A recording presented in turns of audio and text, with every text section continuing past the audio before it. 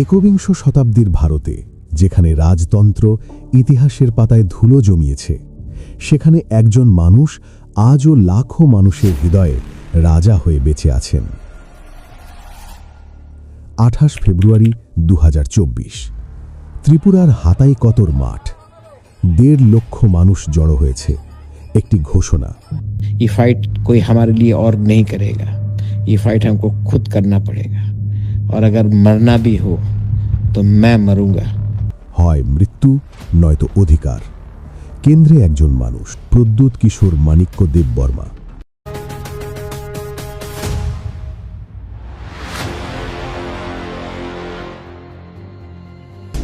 তার হাতে কোনো সরকারি ক্ষমতা নেই, তিনি মুখ্যমন্ত্রী নন। তবুও দিল্লির নর্থ ব্লক থেকে আগরতলার সচিবালয় তার একটি ডাকে স্তব্ধ হয়ে যায়।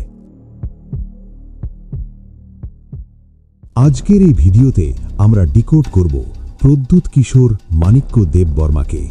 দেখব কিভাবে একজন রাজপুত্র হয়ে উঠলেন আদিবাসীদের শেষ আশা। জানব ত্রিপুরার সেই অন্ধকার সত্য যা মূলধারার মিডিয়া কখনো বলে না। আমি আপনাদের ইনসাইডার। চলুন শুরু করা যাক।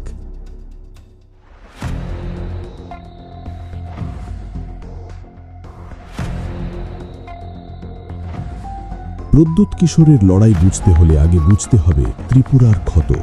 1947, দেশভাগ। র্যাডক্লিফের কলমের এক টানে মাণিক্য রাজাদের চাকলা রোশানাবাদ, যা আজকের কুমিল্লা, নোয়াখালী পর্যন্ত বিস্তৃত ছিল, চলে গেল পূর্ব পাকিস্তানে। 5000 বর্গমাইলের উর্বর জমি হারিয়ে গেল চিরতরে। ত্রিপুরা হয়ে পড়ল অর্থনৈতিকভাবে পঙ্গু। 1949 সালে ভারতে একীভূত হল, রাজতন্ত্র হয়ে গেল অতীত। কিন্তু জমির চেয়েও বড় ক্ষতি ডেমোগ্রাফিক জেনোসাইড। শুনুন এই ভয়ঙ্কর পরিসংখ্যান। 1881 সালে ত্রিপুরার আদিবাসী জনসংখ্যা ছিল 63.77%, 1951 সালে 36.53%, আর 2011 সালে মাত্র 31.8%।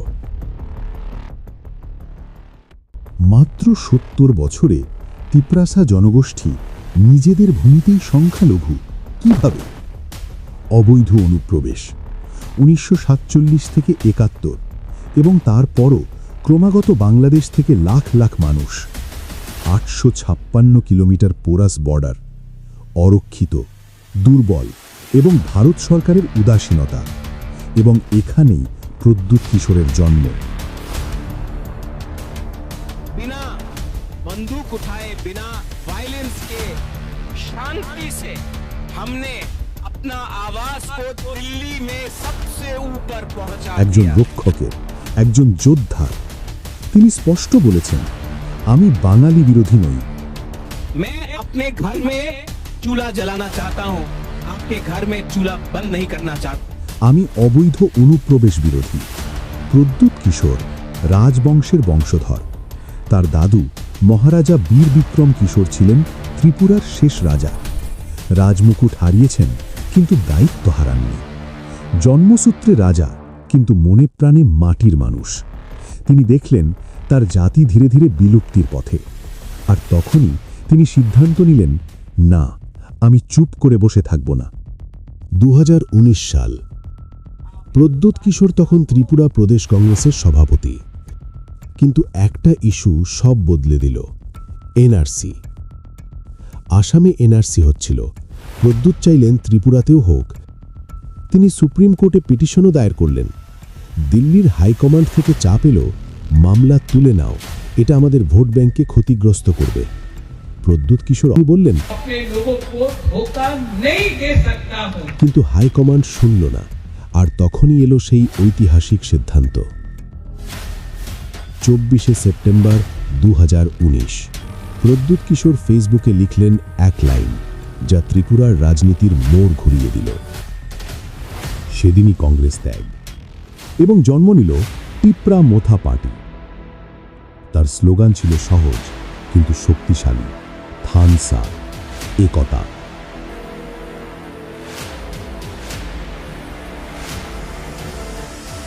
অনেকে ভেবেছিল নতুন দল, মাত্র কয়েক মাসের পুরনো, বেশি দিন টিকবে না। কিন্তু যা ঘটল 2021 সালে তা ছিল রাজনৈতিক সুনামি।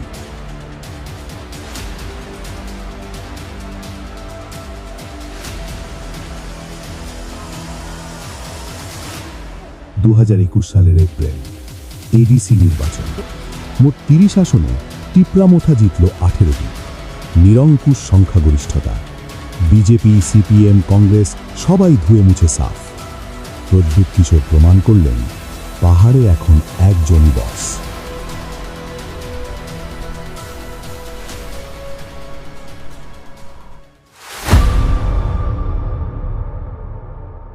কিন্তু এডিসি জেতা মানে লড়াই শেষ নয়। 2023 সালের বিধানসভায় ত্রিমুখী লড়াইয়ে টিপরামোথা পেল মাত্র 13টি আসন। छोटा पार्टी त्रिपुरा में सेकंड बिगेस्ट पार्टी बन चुका है। কিন্তু ত্রিপুরায় সরকার গঠনের স্বপ্ন অধরাই থেকে যায়। কারণ সমতলে আদিবাসীরা এখন সংখ্যালঘু। এখানেই ধরা পড়ল সেই তিক্ত বাস্তবতা। Demographic shift. 28 ফেব্রুয়ারি 2024 হাতাই কতর মাঠ। প্রদ্যুৎ কিশোরের ঘোষণা, আমরণ অনশন। তার 3টি দাবি। প্রথম, 125তম সাংবিধানিক সংশোধনীর মাধ্যমে টিপরাল্যান্ডের রাজ্য মর্যাদা। দ্বিতীয়, এনআরসি বাস্তবায়ন, যাতে অবৈধ অনুপ্রবেশকারীদের চিহ্নিত করা যায়। এবং তৃতীয়, সীমান্ত সুরক্ষা জোরদার। দিল্লি থেকে অনুরোধ এলো অনশন ভাঙতে। স্থানীয় বিজেপি নেতারা এলেন, কিন্তু প্রদ্যুৎ কিশোর অটল। তিনি বললেন, লিখিত আশ্বাস চাই, কথায় নয়, কাগজে। 27 ঘন্টা গেল, 36 ঘন্টা গেল, 48 ঘন্টা গেল। তার শরীর দুর্বল হতে থাকল। ডাক্তাররা সতর্ক করলেন, জীবনের ঝুঁকি আছে। কিন্তু মানুষগুলো, তারা দাঁড়িয়ে রইল। অনেকে নিজেরাও উপোস শুরু করল। এবং তারপর 1 মার্চ সিনেমার ক্লাইম্যাক্সের মতো দিল্লি থেকে কল এলো, दिल्ली जाना पड़ेगा, हो रहा है। প্রদ্যুৎ কিশোর অনশন ভাঙলেন না। मंच जहाँ में है वो वहीं में रहेगा। चीज नहीं हुआ ठीक से, मैं वहीं जाकर वापस बैठ जाऊँ। ক্ষুধার্ত পেটেই দুর্বল শরীরে উঠলেন বিমানে। গন্তব্য দিল্লি, ভারতের ক্ষমতার কেন্দ্র। 2 মার্চ 2024 উত্তর ব্লক। কেন্দ্রীয় স্বরাষ্ট্রমন্ত্রী অমিত শাহ, ত্রিপুরার মুখ্যমন্ত্রী মানিক সাহা এবং প্রদ্যুৎ কিশোর একসাথে বসলেন আলোচনায়। এবং অবশেষে সই হল টিপরামোথা একর্ড। टीएस भी हमारा जमीन का अधिकार, हमारा भाषा का प्रोटेक्शन, हमारा कल्चर, हमारा फंडिंग, कॉन्स्टिट्यूशन में क्या अमेंडमेंट्स लाए जाए कि हम लोग आने वाले दिन में और सुरक्षित हों। और मोस्ट इम्पोर्टेंटली ये एग्रीमेंट पे देश का सबसे पावरफुल होम मिनिस्टर ने कहा, गवर्नमेंट ऑफ इंडिया से गलती हुई।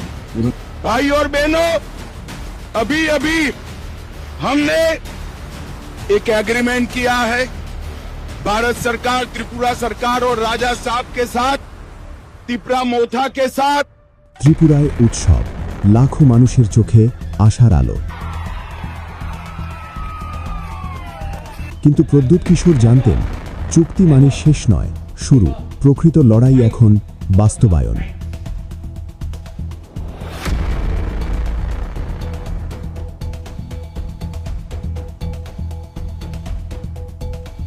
প্রদ্যুৎ কিশোর বুঝেছিলেন, ত্রিপুরার সমস্যা শুধু ত্রিপুরার নয়, এটা পুরো উত্তর পূর্ব ভারতের সমস্যা। অরুণাচল থেকে মিজোরাম, নাগাল্যান্ড থেকে মণিপুর, সব জায়গায় একই গল্প, একই বঞ্চনা, একই অবহেলা। এবং তখনই জন্ম নিল তার সবচেয়ে উচ্চাভিলাষী প্রজেক্ট, ওয়ান নর্থ ইস্ট। आप मैते हो, नागा हो, खासी करो, जैंतिया हो, आप कार्बी दिमासा करो हो, मैं नॉर्थ ईस्ट का खानसा वन नॉर्थ ईस्ट करके छोड़ूंगा। 2021 সাল থেকে তিনি শুরু করলেন এক অভূতপূর্ব যাত্রা। নাগা, মিজো, বোরো, মণিপুরের মেইতেই এবং কুকি সম্প্রদায়ের সাথে সংলাপ চালালেন। তার বার্তা, আমরা সবাই একই নৌকায় আছি, কারণ সমস্যা একই। 2014 সালে দিল্লিতে মৃদো তানিয়াম, অরুণাচলের ছাত্র, বর্ণবাদী হামলায় খুন। 2025 সালে অ্যাঞ্জেল চাকমা, ত্রিপুরার ছাত্র, একই পরিণতি। মূল ভারত আজও উত্তর পূর্বকে বিদেশি মনে করে, কিন্তু প্রদ্যুৎ কিশোরের দৃষ্টি এখানেই থেমে থাকেনি। তিনি কথা বলেছেন গ্রেটার ত্রিপুরাল্যান্ডের। একটা বৃহত্তর স্বায়ত্তশাসিত অঞ্চল যেখানে তিপ্রাসা জনগোষ্ঠী তাদের পরিচয় রক্ষা করতে পারবে, এবং এই দৃষ্টি শুধু ভারতের ভৌগোলিক সীমানায় আটকেলেই। ঐতিহাসিকভাবে তিপ্রাসা জনগোষ্ঠী শুধু আজকের ত্রিপুরায় ছিল না, তারা ছিল বাংলাদেশের পার্বত্য চট্টগ্রামেও। আজও রাঙামাটি, খাগড়াছড়ি, বান্দরবানে, চাকমা, মারমা, ত্রিপুরা এই আদিবাসীরা বসবাস করে, এবং সেখানে প্রতিদিন চলছে নির্যাতন। लोगों को मारा जाता है, माइनॉरिटीज को मारा जाता है, मंदिर को तोड़ा जाता है, चर्च को जलाया जाता है, हमारे जनजाति को, बंगाली हिंदू को जबरदस्ती कन्वर्ट करने की कोशिश किया जाता है। প্রদ্যুৎ কিশোর বারবার বলেছেন, বাংলাদেশে আমাদের ভাই বোনেরা অত্যাচারিত হচ্ছে, ভারত সরকারকে এই বিষয়ে সোচ্চার হতে হবে। তিনি একবার প্রকাশ্যে বলেছিলেন, अगर तिपरा मोथा को 1 घंटा का टाइम दिया जाए ना, ये जो बांग्लादेश का हाई कमिश्नर है, हाई कमीशन है, मैं इनको 20 मिनट के अंदर वापस ढाका भेज दूं। অনেকে এটা কৌতুক ভেবেছিল, কিন্তু তিনি আসলে বলতে চেয়েছিলেন সীমান্ত নিরাপত্তা নিয়ে গাফিলতি চলবে না। তবে তিনি স্পষ্ট করেছেন, আমি সবার আগে ভারতীয়, আমি বিচ্ছিন্নতা চাই না, আমি স্বীকৃতি চাই, ভারতের সংবিধানের মধ্যে থেকেই আমাদের অধিকার রক্ষা করতে চাই। গ্রেটার ত্রিপুরাল্যান্ড মানে বাংলাদেশ থেকে ভূমি কেড়ে নেওয়া নয়, এটা একটা ঐতিহাসিক দাবি, একটা সাংস্কৃতিক পরিচয়ের লড়াই। কিন্তু যে বর্ণবাদের কথা প্রদ্যুৎ কিশোর বলে এসেছিলেন, সেটা শুধু তত্ত্ব ছিল না। 2025 সালের ডিসেম্বর মাস ঘটল এক হৃদয় বিদারক ঘটনা। অ্যাঞ্জেল চাকমা, ত্রিপুরার এক মেধাবী ছাত্র, দেহরাদুনে পড়াশোনা করতেন, পরিবারের গর্ব। একদিন রাতে তার হোস্টেলের বাইরে কয়েকজন স্থানীয় যুবক তাকে ঘিরে ধরে, তাকে চিংকি, চাইনিজ বলে গালি দেয়, নৃশংসভাবে মারধর করে, কারণ তিনি মঙ্গলয়েড চেহারার ছিলেন, উত্তর পূর্বের। হাসপাতালে নেওয়া হলে আইসিইউতে 17 দিনের মরণ বাঁচনের লড়াইয়ের পর অবশেষে তিনি 26শে ডিসেম্বর 2025 মৃত্যুবরণ করেন। যখন মূলধারার মিডিয়া এই খবরকে উপেক্ষা করছিল, যখন কোনো বড় নেতা এগিয়ে আসছিলেন না, তখন একজন মানুষ দাঁড়ালেন, প্রদ্যুৎ কিশোর মাণিক্য দেববর্মা। তিনি নিজের পকেট থেকে 10 লক্ষ টাকা পুরস্কার ঘোষণা করলেন অপরাধীদের চিহ্নিত করার জন্যে। তিনি প্রকাশ্যে সরকারকে প্রশ্ন করলেন, উত্তর পূর্বের মানুষের জীবনের কি কোনো মূল্য নেই? এবং এখানেই বোঝা যায় বুবাগ্রা শুধু একটা উপাধি নয়, এটা একটা অঙ্গীকার। যখন রাষ্ট্রযন্ত্র ব্যর্থ হয়, তখন তিনি নিজেই তার জনগণের রক্ষক হিসাবে ঢাল হয়ে সামনে দাঁড়ান। 2024 মার্চে তিপ্রাসা অ্যাকর্ড সই হয়েছিল, কিন্তু প্রায় 2 বছর হতে চলল। প্রশ্ন হল, বাস্তবায়ন কতটা হয়েছে? জয়েন্ট ওয়ার্কিং কমিটি গঠিত হয়েছে, কিছু মিটিং হয়েছে, কিন্তু মূল দাবি 125তম সাংবিধানিক সংশোধনী এখনও অধরা। কাগজে চুক্তি, বাস্তবে বিলম্ব, এবং তাই প্রদ্যুৎ কিশোর আবার সতর্কবার্তা দিয়েছেন। अमित शाह को भी इन लोगों को इंदिरा गांधी जैसा ओवररूल करके देना पड़ेगा, वरना मैं जेल जाने के लिए तैयार हूं। I will fight. এটা আমার শেষ লড়াই, ওয়ান লাস্ট ফাইট। তিনি জানেন হাতের সময় কম, হয়তো এটাই তার শেষ সুযোগ তার জাতিকে বাঁচানোর, এবং তাই তিনি থেমে নেই। 2026 সাল, আবার এডিসি নির্বাচন আসছে, আবার 30টি আসন, এবং সেখানেই হবে প্রকৃত পরীক্ষা। প্রশ্ন হল, মানুষ কি এখনও তাকে বিশ্বাস করে, নাকি চুক্তির ধীর গতির বাস্তবায়নে হতাশ হয়ে তারা অন্য পথ খুঁজবে?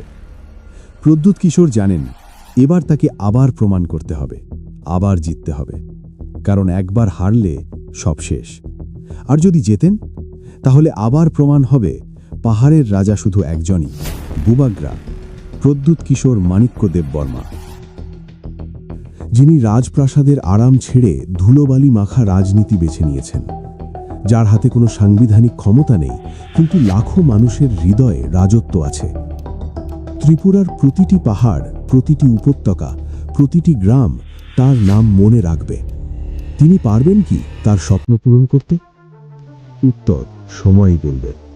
কিন্তু একটা কথা নিশ্চিত, যতদিন ত্রিপুরার পাহাড়ে কুয়াশা থাকবে, যতদিন সীমান্তে কাঁটাতার থাকবে, যতদিন একজনও কিপ্রাসা মানুষ বেঁচে থাকবে, ততদিন বুবাগ্রার হুঙ্কার শোনা যাবে আগরতলা থেকে দিল্লি পর্যন্ত।